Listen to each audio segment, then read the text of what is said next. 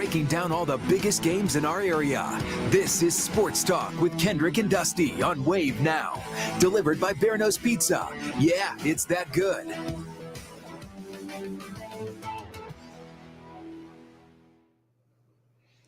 Welcome back. It's been a while. Sports Talk with Kendrick and Dusty. Been a little bit busy lately. It takes, I guess, a couple coaching search to right. get us back here, Kendrick. But yeah, what a last couple of hours we've had to deal with too. But happy to be back here. Happy to be back here. It's good to see you with glasses on. It's got an eye Times have infection. changed. I'm getting old. But while we're here, we'll do this more in the summer. It's just we get a little bit busy around here. But of course, while we're here now, we just hired Pat Kelsey at U of L. Has it been a month yet? Getting close to a month. It feels like it's been a year. I know. It feels like a year. And then out of nowhere, John Calipari is now leaving UK basketball to take over the job at Arkansas. Because I was thinking, once they got through the meeting with Mitch and they did the sit-down interview with BBN tonight, I was like, okay, this is done. Wash our hands of it. We can focus on Derby. Don't have to worry about it. And then yesterday I was sitting there on Twitter and I saw something earlier in the day. And I didn't think much of it because, it's so much. People throw stuff on Twitter. It's right. You got to filter through stuff on Twitter, especially nowadays. Yeah. And then I got back on at like 9 or 10 o'clock last night, and I saw it, and it just kept popping up. And that's when I texted you. I'm like, hey, I think this thing has legs. And sure enough, John Calipari appears to be heading to Arkansas. It's crazy that John Calipari can eclipse the eclipse. And that is exactly what he was able to do last night heading into the day. Now, I do have to confirm this, first of all, that nothing has, at least from what we've been told, nothing has been signed. Yeah, nothing's official yet. Nothing's officially, and there's no signature of any sort. Earlier today, shout out to WKYT. They were actually out and they found him walking his dog. And there was a stroller involved, and I'm still trying to figure out what was in the stroller. I don't know if there was another dog in there. I can't figure that out yet. But I don't know. I have so many questions. Right. Like, one of my questions is, all this is going on if you're just walking down a main road. Granted, where Calipari's house is a busy street anyway, but you're going to get stopped. He's the most popular man and the most talked about man over the last, Yeah, he's by far the most popular man in the state. Yeah. I mean, between him and Jack Harlow, and you're going to get stopped with everything going on. But that's neither here nor there. But the thing is that long-standing friendship he had with John Tyson, the Chicken King, as I referred to the Tyson Chicken. I'm sure if you've got kids, I'm sure you probably have some of those chicken nuggets in the freezer right now. That relationship, it's just crazy how everything just domino effect. SMU came open, then Eric Musselman goes, then that USC coach goes there, then Eric Musselman goes from Arkansas to USC, and that arc of his at Arkansas, I don't think has gotten that much attention because he did well there, and they were ready to let him go after just one bad season. Yep. And so he's out, and then all of a sudden, just out of nowhere, like we said, John Calipari. Not only did he eclipse the eclipse, he's also eclipsed the national championship that tips off in about an hour and a half from now. And so now, I feel bad for and I think that's probably why nothing's become official yet. They want to play the championship, but all the focus on these kids who deserve it, and then come back with the Calipari's news for tomorrow.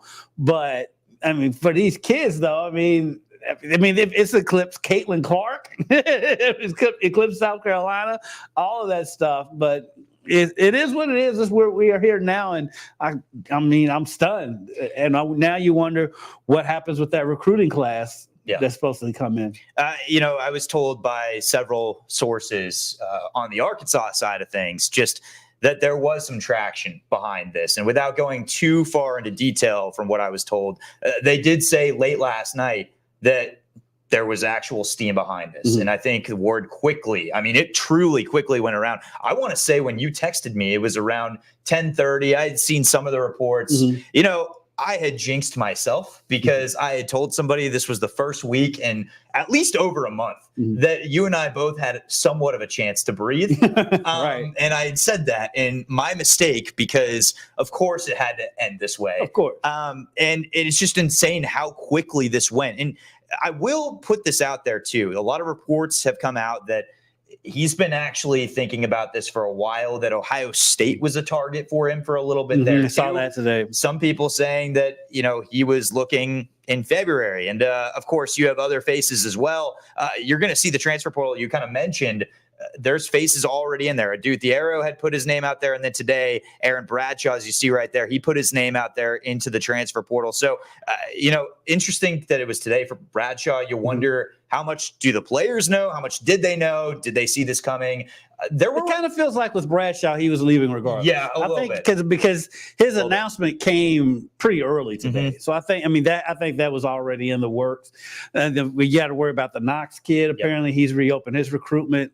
Got a feeling he's probably going to end up at Arkansas. Of course, Louisville was in his final 2 or 3 when it came down to it. So maybe that happens, and we still don't know what Reed Shepherd and Rob Dillingham are going to do as far as their futures. I think we have an DJ idea Wagner. with Dillingham. I think we have, and I think with Reed too, especially now. I think we might know what Reed also. But then what happens with DJ Wagner? Does he stay? Does he reopen? That's a unique. That's one that I'm most intrigued by, actually, because you don't know. I mean, he probably should have more time to grow his draft stock. I was surprised with Justin Edwards. Granted, Edwards will probably be picked, and we've seen the top 40 picks roughly. Yeah. If DJ wants to, he can find himself in the first round of a draft if he probably stays another year, whether it's at UK or goes anywhere else. So it is, to your point, going to be a lot of moving parts, and there are going to be some significant domino effects. I want to point this out. The amount of coaches already thrown out there. It has not been 24 hours. Right. And I think I've seen a solid 12 different names thrown out there. The popular ones, the ones that were thrown out with U of L. You see Drew's name popping up frequently. And some UK fans not interested in that. I'm kind of trying to figure out why. I would be thrilled by him. I think probably it's a little bit to do with his personality. He's not the big flashy guy when you're coming off Cal. So I think that may have a little bit to do with it. And then, of course, Nate Oates' name. He came out for Louisville. And of course, the requisite Billy Donovan. I think he has something in his contract that anytime a job opening comes open, his name must be mentioned. His name has to be mentioned for every job opening, every time something comes up.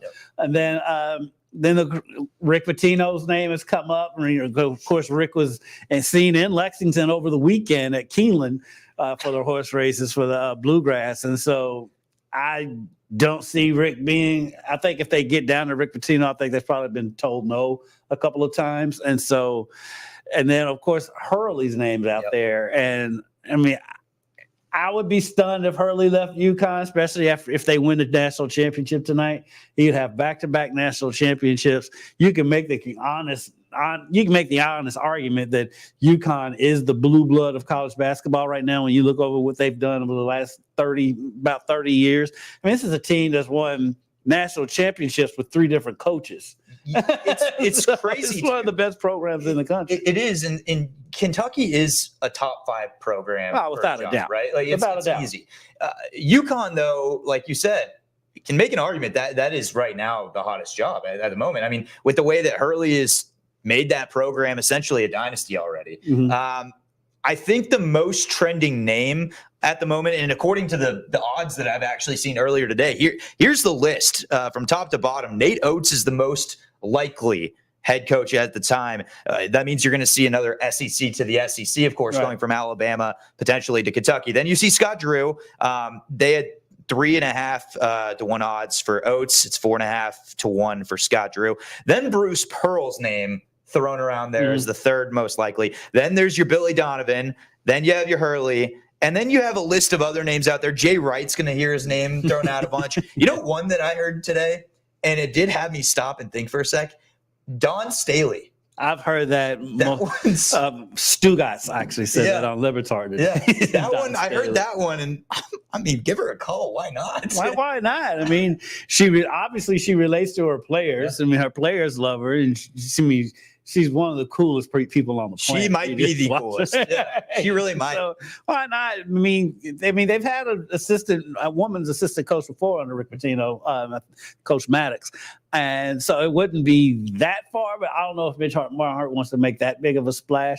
I think the Scott Drew makes sense because he's a devout Christian, and he wears his faith on his shoulder, and him and Barnhart have that relationship. They have that commonality, and so Nate Oates, I just wonder about if that works. The personality wise, I don't know the guy from the Man on the Moon, but who knows? So, I think if they got down to Rick Pitino, I think they've been told no a couple of times before they get to him. Yeah, it's so hard to say because I'm still having a hard time, and I think a lot of people are having a hard time just digesting what has happened here. and, some people are so quick when a season comes to a close. Let's do our, top 10 power rankings. Who's going to win the national? It's going to happen tonight. The moment the national championship is over. Oh, yeah, the odds will be out for next year. Immediately. And so people are so quick to move on to the next one. But I think this is so shocking. And you have to wonder, for UK administration, how shocking was this to them too? Right. A question that was floated to me by a fan earlier today, and it was a good question, was do you think at all times UK has had somebody in the back of their mind in case he left? And you don't have to. You kind of have to, You right? have to. I mean, Tom Jurich was famous for saying that he always has a list in his back pocket anytime somebody is going to leave. And so you'd have to have you have to operate as if this guy may leave at any second. I do, because like I said, after they had that meeting, they did that joint interview together. I do wonder if Mitch Barnhart was caught off guard by all of this, because they seemed like they were getting along together just fine in that video and in that interview, and seemed like they were right on and on the same level or whatever. But then this comes up. And like you said, you've heard that not only did this come as a shock to everybody, the deal happened really fast. In one night, as far as we understand, which is crazy. And I think that may add to the shock factor of this. Who knows? And things will eventually start to unfold. And it doesn't help that an eclipse happened today. It doesn't help that a women's national championship that arguably is one of the most successful years of women's sports. most watched basketball game of the season. Incredible at any level. And you get to see the best player against the best team. And that happens, and this follows right after. And by the way, as you mentioned, the national championship tips off in an hour? In just a little bit over an hour. I mean, it's crazy that this is a storyline as big as the national championship. I'm sorry if you're not a UK fan, I understand, but that's the reality of this because of the domino effect that it's about to create. And it's just a lot to unpack right now. I think when you look at it, there is something to be said just in the short amount of time that I've been able to kind of consider this. If you look at the resume for Cal, you can't help but appreciate what he's done here. As you see right there, of course, the 2012 national championship banner. In his time here, in 15 seasons, he won 6 SEC titles. He won 410 games, lost 122. That is an impressive record. 12 NCAA tournament appearances. There was that one national title, as I mentioned. And then, of course, he coined this the gold standard here at UK. That is what he coined it. And it was that for a long time. Yeah. And then in the last 5 seasons, they've had 1 tournament win since the 2018-2019 season. His lifetime contract he signs in 2019. Not great timing considering that. Of course, that lifetime contract going through 2029, it was an $86 million deal. According to the rumors right now, with what we're seeing and what we're hearing about the reports, this is a 5-year contract that's going to be similar in the status, I guess, as far as what he's making. It's going to be $7.5 to $8 million, and then he gets $5 million plus of NIL per year, which is actually really incredible to work with. So you got to look at it, and Cats fans can remember him one of 2 ways. They can remember him as the guy that did not deliver over the last 5 years, or they can remember him as the guy that he was a key leader. He brought a championship to Lexington. He did a lot of what he actually promised, but the end, the bottom just kind of fell out, and it's unfortunate the way that this ended, but Cats fans kind of did push him out the door too on top of that. And because the way it started, it started like gangbusters. He comes out the first year, you have John Wall and DeMarcus Cousins' team. And, they got to the Elite Eight, lost to Joe Mazzulla of all people in West Virginia. And then they go to make a surprise run to the Final Four the next season. They win the thing in 2012. 13 happened, which was a bad season. But 14, they get to the Final Four, another surprise run. 15, they have the undefeated team that gets all the way to the Final Four. And then it kind of, like you said, the bottom kind of just dropped after that. I mean, they they made a couple runs. I think they got to the Elite Eight in 2019. And that's the last time they've have had any kind of run in the NCAA tournament. And then he rubbed fans the wrong way when he said this was the best night in UK basketball history when he had a bunch that Wall and Cousins team when all those guys got drafted, and like even Daniel Orton, who barely played, got drafted. And so that always rubbed fans the wrong way. And I think no matter what, when they were winning, it was fine. But as soon as you start losing, that's been in the back of their mind the whole time. And I think that factors into why they were so unforgiving. And like any fan base that's been a blue blood like they are, it's been as successful as they are, to go 5 years, not only go 5 years without making a run. Losses. They've had bad losses, and they had a losing season in there too, when they only won 9 games. And so you factor all that in, and then he's never these fans love the SEC tournament. They love because there's so many fans who can't get into Rupp. They save up, they go to the SEC tournament because 9 times out of 10 it's in Nashville or it's in Atlanta, so it's drivable. And he's never really put much stock into it, and so that's always rubbed fans the wrong way. And so then you end the season first round loss in that too, and then a first round loss in the NCAA tournament. I can see why fans were getting tired of everything that was going on. But like I said, I thought, really, truly, to be honest with you, I thought next year might be it anyway. Yeah. Because they didn't win the national championship, and he's going to have another young team. He's saying he's going to go out and get some older players. And now looking back in hindsight, we should have had an inkling, because he said he's going to go out and hit the transfer, but you hadn't heard about anybody committing. No, not at all. I mean, U of L's had 3 commits since Kelsey's come on. And the Brooks, the women's coach, he's already got a whole starting lineup committed. And so, he's the longest tenured basketball coach in the UK. Right. What has it been, a week?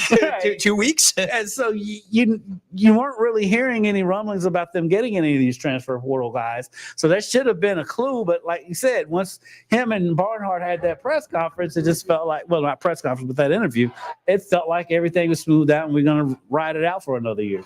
There's so much that one can say about this. I think the big takeaway for me, at least initially right now, is knowing that Cal, somewhere in the back of his mind, and we don't know when necessarily, but Cal recognized and heard the noise that this may not have been the spot to be long term. And I just wonder where that transition in his mindset was. I wonder if it was any point during this season. I wonder if he felt the pressure before the NCAA tournament. It's interesting. I looked back at several sound bites that he had over the year and over the last few years.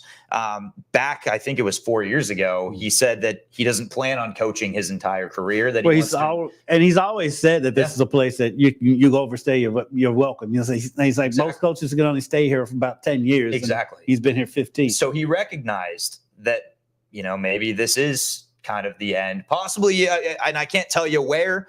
But it's very clear that he saw the writing on the wall at some point, and it clearly intensified over the last month. I do think the pressure of social media is a real thing now. I mean, Kentucky fans, they're proud, they're loud.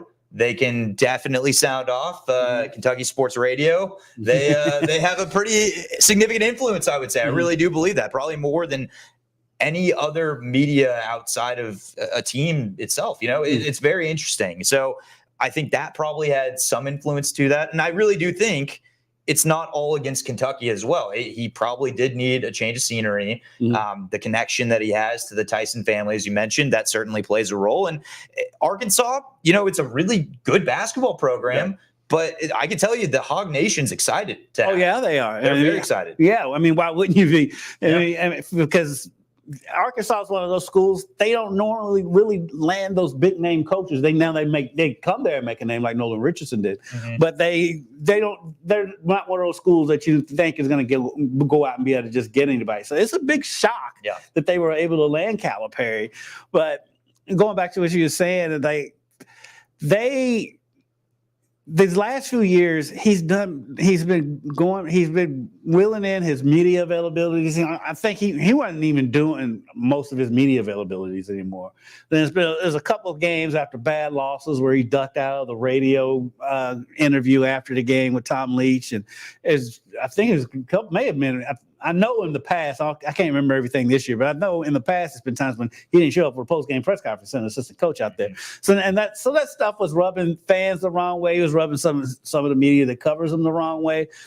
And we're here, so it doesn't affect us as much. But if you're a Lexington beat writer, you're covering the team, and Cal's not talking, I mean, that messes with your job. Right? So I think there's been little clues there. That is when I said hindsight's 2020.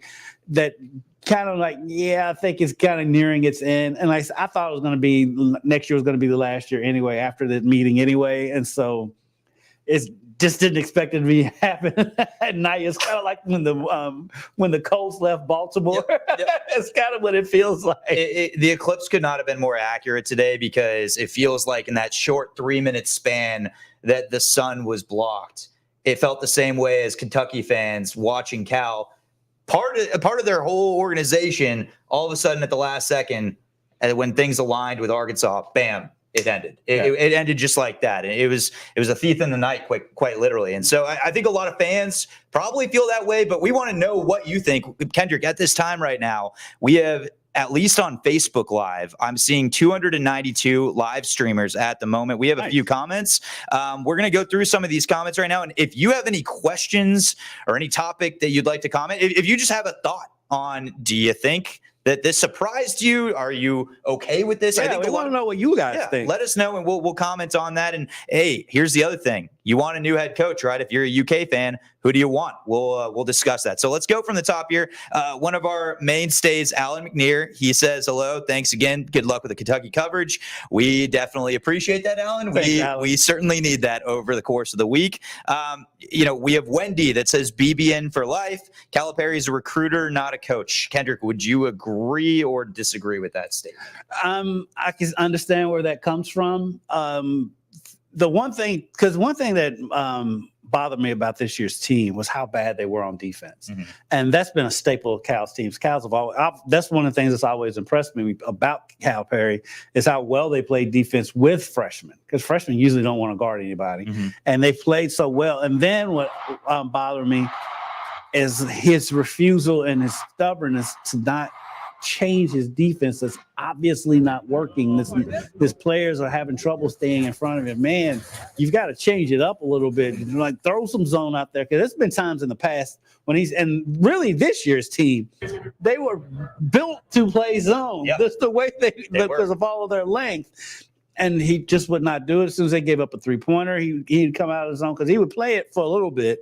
As soon as they gave up a 3, they come out of the zone. As soon as they gave up an offensive rebound, which, all byproducts of playing zone, he would get out of it. And that's what disturbed me about this year. But I will say he is a monster recruiter. I will say he is still a good coach. I mean, because one thing that gets washed under, because everybody focusing on how bad the defense was, it was one of the best offenses in the country. It was. Yeah. That is coaching. It is. And you can't ignore that he turned these recruits still, and he's he prides himself on this. He talks about how this is an NBA factory, right? And it really is. Like, there's no lie to that. Some people try to almost make fun of it, but you looked at the starting lineup for the All-Star game this past year, for the NBA All-Star game, and you're seeing what was 7. I want to say 7. I think it may have been more than that. It's insane. But the thing is with this fan base is like, oh, that's fine and dandy. But what are you doing here? Yes, you win a title, and it's a good point, because a lot of freshmen go to UK, and it's essentially a stepping stone to the NBA. And to your point about the offense versus the defense, I'm a big Ken Pom guy, and heading into the tournament, of course, when you look at adjusted offense, just based off of the way that they break this thing down, Kentucky was ranked 7th in the country in adjusted offense. Now, for adjusted defense, 109th in the country. So yeah. you can't have that disparity. I want to kind of use an example as to what we're seeing with UConn today, right? UConn, obviously, in the national championship is the favorite to win it today. UConn's adjusted offense was ranked number 1 in the country. So they're obviously able to score in bunches, and their adjusted defense 4th in the country. That is how you build a program. You have to do it on both sides of the ball. And I mean, you're right. Like, he just simply didn't coach defense, or he didn't play it and adjust the way that they needed to. You saw the Alabama game. I think that's a big takeaway for me. That's a team that made it to the Final Four, and they dominated them offensively, put up 117 points, but they also gave up, I think it was 95 points. It was, I mean, that was insane. So you can't win every game by outscoring a team. Outscoring team. It just doesn't work like that. And I was genuinely curious, if you could have put this UK team against UConn, I think UConn would have exposed every part of that. The defense would have, I mean, what would you say? How many points would they give up against UConn? Right. Oh, my goodness. Especially inside, because as strong as they should have been inside, they had 21 feet of humanity inside, but they gave up rebounds. I mean, Klingon would have gone off on them. Completely. But the thing going into the tournament that worried me about this team, and it's the byproduct of having such a young team, is that I was more worried about that Oakland game than I would have been if they got all the way to play Houston, because they had a very, very bad habit of playing down to their competition. And UNC Wilmington is a prime example of that. And so but that's a byproduct of being young. But they just never made any adjustments on defense. But again, going back to the coaching thing, his offense, that was the best offense he's had. And you're talking about a team that's had John Wall and DeMarcus Cousins in the past. And that's probably one of the better offenses he's had in his tenure at Kentucky. It's pretty remarkable to kind of look back at it. And we'll get some more comments and reaction here from some of our fans here on Facebook.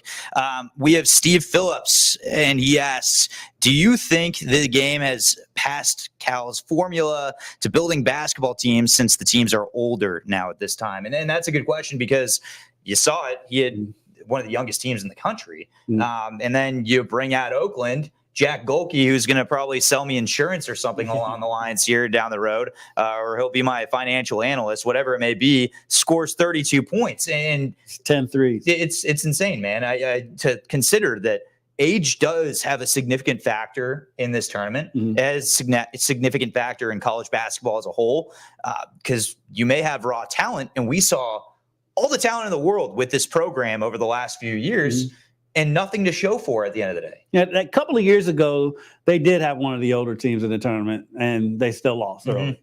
And so I think what has probably passed, I don't think it's necessarily passed them by totally, but I do think some of his ideas and some of the way he what worked back in 2012 is not going to work here in 2024. And that's why I think, be honest with you, I think going to Arkansas is good, because he needed a fresh start. I think his message definitely had gotten stale with Kentucky fans, and I just think he just needed a new environment, just get around something else, something new. And I do think he's going to kill it at Arkansas. He's definitely going to recruit. That's a fan base that just wants to win. They're going to have all the money in the world between Walmart, Tyson Chicken, and Jerry Jones. They're going to be eating a lot of chicken over the next few months. I'll tell you that. And so he's going to be able to recruit.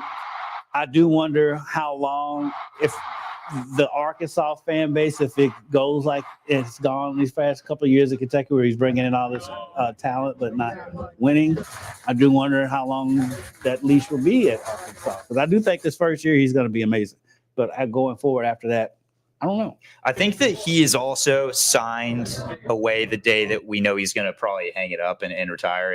It seemed like with Kentucky, we called it the lifetime contract, right? It was the deal that goes through 2029. Well, this deal with Arkansas that's reported will also go through 2029. So it's very clear that Cal has been calling, these his final days as a head coach. And I mean, you can't be surprised by that. He's 65 years old. He's had a great career. I mean, it's an incredible career. You can't sit back here and say that he wasn't successful. He is an incredibly successful head coach and Hall of Famer. He's a Hall of Famer. I mean, you just have to give him credit where credit is due. And there's a lot of credit to give to him there.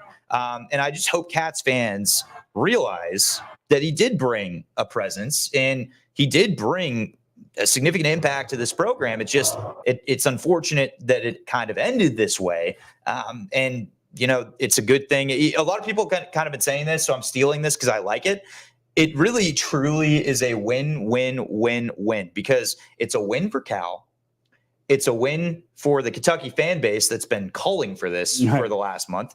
It's a win for the University of Kentucky because now they don't have to pay that $33 million buyout. And then it's a win for the whole, Arkansas nation at this point, Pig Trail Nation, as they like to call it. Everybody wins in this situation, and it's very rare for that to happen. But I think Arkansas fans are absolutely stoked, and rightfully so, for this to happen. I mean, this is a huge ad for them. They were kind of getting over Musselman at the time. And you mentioned it earlier. It's crazy that SMU, of all schools, they've started this trend with the weird ACC setup, of course, and now they start this crazy trend in college basketball. The last suspect I would have here to create a trend that would lead to John Calipari going to the University of Arkansas, it really, truly did start with SMU. You can't deny that. Now, granted, things obviously would have worked themselves out in different ways, but this allowed the opening at USC for Musselman, right? Obviously, every little piece kind of came together, and who knows? I mean, Cal showed that interest in Ohio State. The reports indicated that it just wasn't good timing. Right. So that's something to consider as well, and it's just crazy to me. I do wonder if the interim coach at Ohio State, if he struggled. What would have happened there? If that's a change. So, I mean, there's a lot of what ifs. We could have seen him going north instead, and instead he's now going to Fayetteville. We are going to take a couple more of your comments here. We have Mark, who says Cal was a great recruiter, terrible defensive coach, no X's and O's. The first 5 to 6 years, players were tough and physical, soft big men the last few years, except for Oscar. I think that's accurate. I think that's pretty accurate.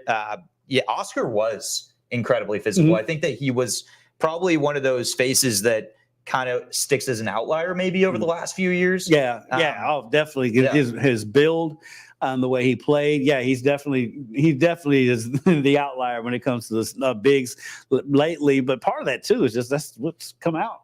And again, it goes to youth because you need a couple of years to build up. Get some pounds on those bones, and that's what Oscar came from somewhere else. He came from West Virginia first, so that's been the difference. Part of it, guys don't come in built like DeMarcus Cousins. No, they don't. No, they do not. That is a rare breed. That is a rare breed. I do want to touch on something, and it's a point that Kendrick actually had made on Twitter, and it got my thoughts spinning here because I've lived in Kentucky for now a full year. Quite literally. Happy anniversary. Thank you. Yeah, it's nothing like in my one cycle of living here, I've gone through the Jeff Brom hiring. The Pat Kelsey hiring, which we'll talk about in a sec. Whoever is going to be hired at UK. You have the women, obviously, for UK, having a new head coach. Let's also talk about Bev Yanez. Right. Yeah, I mean, it's insane. It's like the coaching cycle never has ended. It seems like it hasn't. It's insane. It's insane, and it's quite frankly, it's gotten old. A little bit. I mean, I think finally we will not hide that. Finally, now I think we will have stability at least for a couple seasons. Because I can't see any. And we also had the scare with Stoops. Yes, we did. That was see. I bought that more than I bought this news initially. What does that say? But he was pretty much out the door. Yeah, that's what I felt like. But we forgot one more winner in all of this. Okay. Us, when the press conference happens and Calipari has to do that goofy woo pig suey. Oh God, man, I'm not ready for that. It was laugh out loud funny when Bobby Petrino did it. Yeah. It's gonna be even funnier with Cal. He's gonna love that, and he's gonna go home and eat his soup after that because that's his new thing. I think here's the one that locals here in Louisville that maybe they're U of L fans and not UK fans. How are they gonna feel about this new change? Because they've kind of grown to obviously have disdain towards the UK program, but now you're going to bring in a new head coach where they're still getting to know their own. Right. So is this going to start kind of in not a rivalry because the rivalry is already there, but it's going to feel weird, right? You kind of mentioned it's going to be very strange. It's going to be definitely weird. Somebody pointed out Twitter, radio, I don't know what I was listening to. This will be the first time when they play each other this year, if depending on who they hire, it will be the first time that these two met when neither coach has ever won a national championship. That's crazy. And it's like 50 years, maybe longer than that. And so, I mean, that's crazy. Because part of it too is Denny Crum was there forever. Right. but then it's the first time that both teams will have a new head coach at the same time. And I think that one goes back like maybe even a full century, close to 100 years. So this is going to be the strangest UK U of L game this year in Rupp Arena. Almost as not going to be as strange as when Arkansas walks into Rupp Arena, because I do believe that game will be in Rupp this year because they played in Arkansas this last season. And so that's going to be weird. And the Louisville game are going to be weird, but they're going to be hot tickets. They are going to be incredibly hot tickets. And, transitioning a little bit, we'll get back to some more UK to close this thing out. But there is some news with U of L. It seems like every day now with the Pat Kelsey era that we have somebody new, and he's adding somebody to his staff, Kendrick. Yeah, Ronnie Hamilton, he comes to U of L from LSU. He was at Ole Miss previous to that and at Middle Tennessee State before that. High energy guy. As you see, he's out there in practice. Shout out to LSU for they did a one-on-one with him, so they got all this interview, all this video comes from LSU. Judging by everybody's reaction on Twitter, because I really don't know much about him, but it sounds like it's a great hire. And judging by the videos, got a high energy guy, which seems like that's going to fit. Seems to be the standard right now with the U of L coaching staff with Coach Kelsey. He was on Jim Rome today. He's did very well on there as expected. He's definitely great at the press conference. So now they're in on the players. It's crazy now. You look at the transfer portal, and they'll reveal who they've heard from, and like U of L is almost on every list of guys that they hit the transfer portal. So he's hitting the ground running, and they've got a lot of energy. Do you feel like, and obviously everything is relative to each program, but considering that Kelsey already seems like this has been somewhat of a home run. You could argue some people are calling it a grand slam hire. You mentioned he's nailed these press conferences. He has absolutely nailed it. Now, we haven't seen a single game being played, but does that add any additional pressure to UK with their hiring, or is it pretty much them focused on Big Blue Nation and trying to satisfy that? Yeah, they're just worried about themselves at this point. I mean, because one of the things is they're going to hire a coach that is going to have a bigger name than Kelsey did coming into Louisville, most likely. And so they're more worried about that. I mean, they're one of the. They may say they're one of the best programs. I mean, and so is U of L, but UK is one of those it's UK, Kansas, Duke, and Carolina, and UCLA to an extent.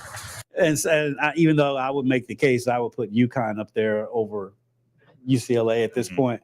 But like losing Bradshaw, and that was part of it too. Is they were number one recruiting class coming in.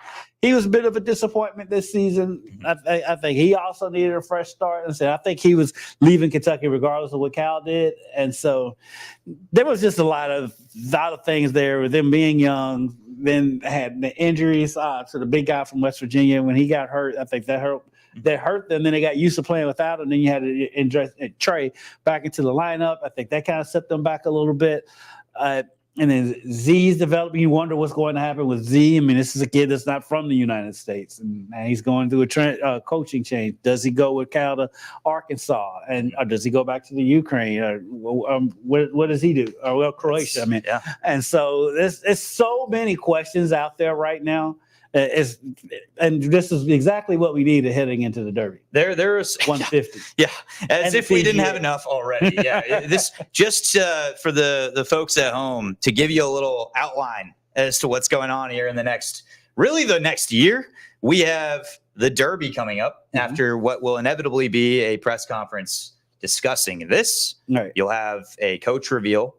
Then we'll have the Derby sometime Because I do gotta have a feeling that Kentucky's going to move quickly. I don't think this is going to drag out as long as the U of L one did, because you have to recruit. Yeah. So I think this is going to happen relatively. I wouldn't be surprised if it's by the end of the week. Yeah, I think this week is probably when you're going to look at it. We'll be on the lookout for sure. But then you have the Derby, then you have the PGA, as you mentioned, the championship out here, and then not far after that, we have the Olympics. Yeah, in July, and then we have football season. Go right on into football. Yeah. So right on into basketball. It's just, and then on to the next day. It's just the cycle never ends. And I mean, honestly, I could speak on Kendrick's behalf when I say that this is something we're passionate about. We love this, but I'd be lying if I said this has not been a crazy time. This has been an insane time, just with all the moving parts here. I forgot it, Coach, by the way. Signetti. For IU. Signetti, IU football coach, Western Kentucky, Western Kentucky. Coach. I mean, when you think about it, you're like, wow, this list doesn't stop. Morehead State. Yeah, Morehead State. I mean, have they hired? I don't think they've hired anybody yet. If they have, somebody please comment, but I'm not aware that they have. It is insane, though, the moving parts we've had. And I can tell you right now that UK, you guys are going to be okay. You guys are going to be okay. Know it. They're going to be fine. They know it. I think they're excited for the new opportunity, a new chapter. But don't be surprised either if Cal finds success at Arkansas, and you shouldn't be upset about that. Right. Either. And don't be surprised, to be perfectly honest, if you hear no a couple of times from some of these coaching candidates. A lot of people, because it's been like that. A lot of these big jobs, I mean, Louisville, for example, they got down to their third choice. Yep. So don't be surprised if you hear a couple of no's. And Louisville's third choice. Who wants to be the man that replaces Cal? No, nobody wants to be the man. the way he started his career at Kentucky. You don't want to be the man to replace the man, especially after the man that replaced the Eclipse. You don't want to do that. So, Kendrick, I think let's get out of here. Yeah, let's do one final one here. Steve has another one here for us. He said Cal will be changing to a neutral court when Arkansas versus Kentucky next year. That's probably an IU fan. That's good stuff right there, Steve. Yeah, I tell you what, man.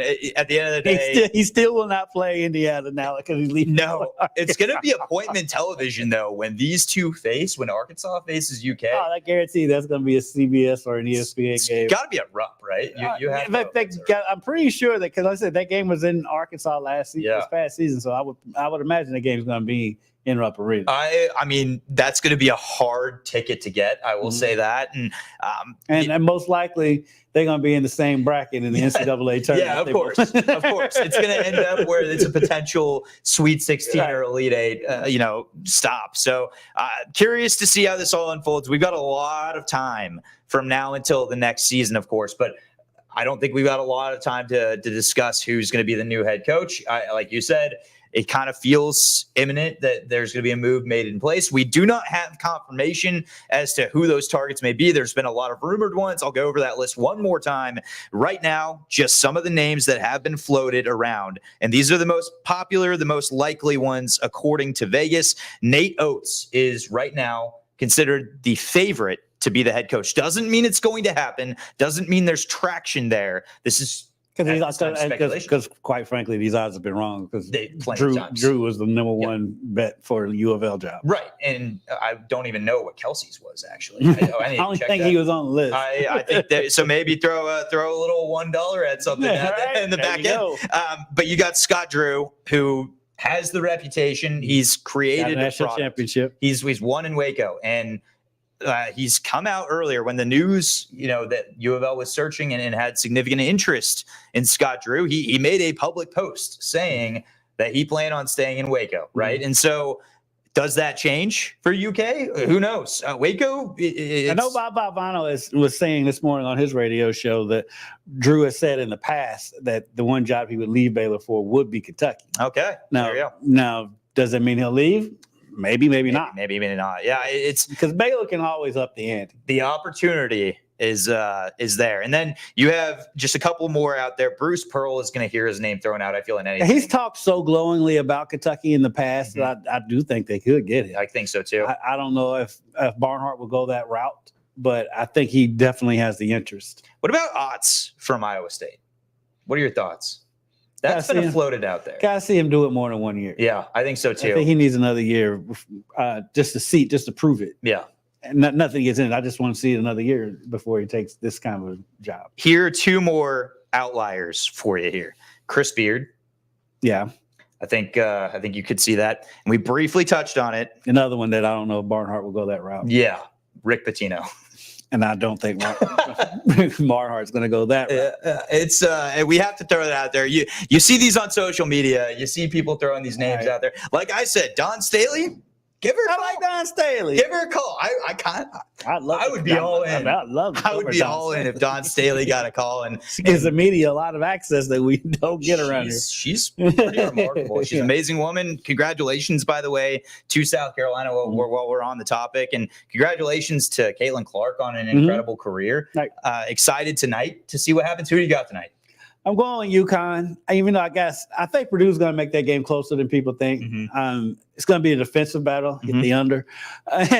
So about to look at those odds right now. But yeah, I'm just going to go with UConn. I think Klingon gives Edie trouble because he is so athletic. I mean, that guy, he can legitimately play the three in the NBA at 7-2. And so that's why I'm going with UConn in that game. But I do think Purdue is going to give them a tougher game. And shout out to Trey Kaufman-Wren, former Silver Creek star, playing in the Final Four, getting the start for Purdue. So shout out to him, rooting for him, but I think UConn will win. I got to say, I got to agree. I know it's chalk, but let's be honest. A lot of this tournament has been chalk. It really has. And, of course, this was the year that I made the mistake to say, chalk will never happen. Chalk will never happen because this was one of the most chaotic regular seasons that we've seen. It didn't feel like outside of UConn really and Purdue. I'm going to give them credit where credit's due. Purdue and Houston too. If Shed doesn't get hurt, I mean, Duke was not going to win that game. North Carolina didn't give the same feel, I think, as those. I never was sold on Carolina all season. Never was sold on Duke all season.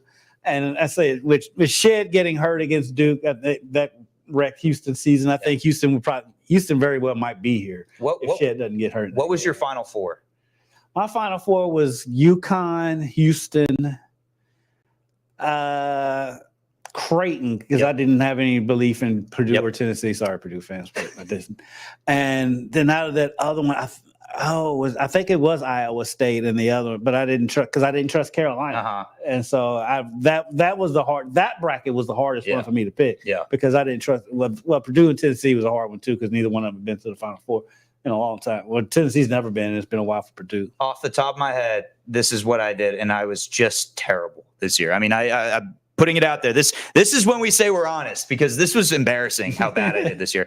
I had Auburn because I loved what I saw in the SEC tournament. I loved the team. I've watched them all. They shocked me because they were playing so well coming into the NCAA tournament. I had them losing to UConn, but I was stunned that they were a first-round exit. I was shocked. That blew my brains out that happened. Had Auburn in the Final Four, had Baylor in the Final Four, was really impressed watching them all season, and they kind of had an early topple as well. I also had Houston in there. That was my 1 seed. I tried not to go chalk. And then I had Creighton as well. And in the 2 brackets I did, I kind of had a hard time. I was kind of going back and forth between Creighton and Houston. So in one, I had Houston winning the Natty. I had the other one with Creighton. And then on the other side, in both ones, I had Auburn in the national championship. So needless to say, I absolutely bombed this one. So that's why I'm not going to make any major predictions for who's going to be the next head coach of UK, because clearly I'm not good at that. Baseball, you could ask me about that, and I might be a little bit better at that. You cost me money the other day. Hey, that's because you don't know the difference between the White Sox and the Royals. Granted, nobody really does. Both of them about to be stadiumless here soon. We're about to see the Nashville squad come out of this. So, any final thoughts, Kendrick, just about everything that's been going on? Obviously, this is a developing story because there is no confirmation as to what the contract officially is as far as signed. We have details that are coming in left and right, but we don't have any concrete fact, it seems, yet. Any final thoughts, though? It's already here in April. This is already the wildest offseason we've had around here in college basketball. It already is. 2 new coaches going to be at UK at U of L, new coach at Western, new coach at Moorhead. It's the wildest offseason we've ever seen. It is fun. It is exciting, but I'm tired of having to keep my face in Twitter. I'm like sitting here now, I hope nothing's happened. I same here. How much sleep did you get last night? Not much. Yeah, me neither. I think combined, you said you had probably like 2 or 3, maybe. Yeah, I dozed off for a little bit, and I was back up. I probably altogether, I probably got about 4 or 5 hours. I think I got 3. I want to say. So yeah, great. We got a full night's sleep combined. So that's great. Right. My final thoughts on this. It's pretty simple. We still need the details, obviously, to come out, but this is a serious and significant development. This is arguably the biggest shocker for a coaching decision that we've seen in the history of college basketball. And you can kind of turn to a lot of different things. The Roy Williams situation is one that kind of comes to mind first. But I just think, and I said it earlier, there is such a thing as a win. And I think everybody in this situation wins. I really do. I wish the best of luck to Cal. I wish that, and I hope for Arkansas's fans base that they get what they hope for out of this. I think it's going to be a good fresh start for them. And I'm intrigued to see who UK goes after, because you know that those phone lines right now, they're busy. After tonight's game, I do expect UK is making that phone call to Hurley, win or lose. We'll see, man. I think we got a week to figure this out. Yeah, I would imagine that everything with Cal will become official tomorrow in Arkansas. I'm sure there'll be a press conference. We're not going to Arkansas, but we'll have all the coverage for you that you'll need and want. Yeah. Awesome, man. Well, thank you so much for tuning in. Obviously, stick with us as well. You'll find us on Twitter. You'll find him at Kendrick Haskins. You'll find me at Dusty Baker TV. You'd also find us both at Wave News Sports. Yes.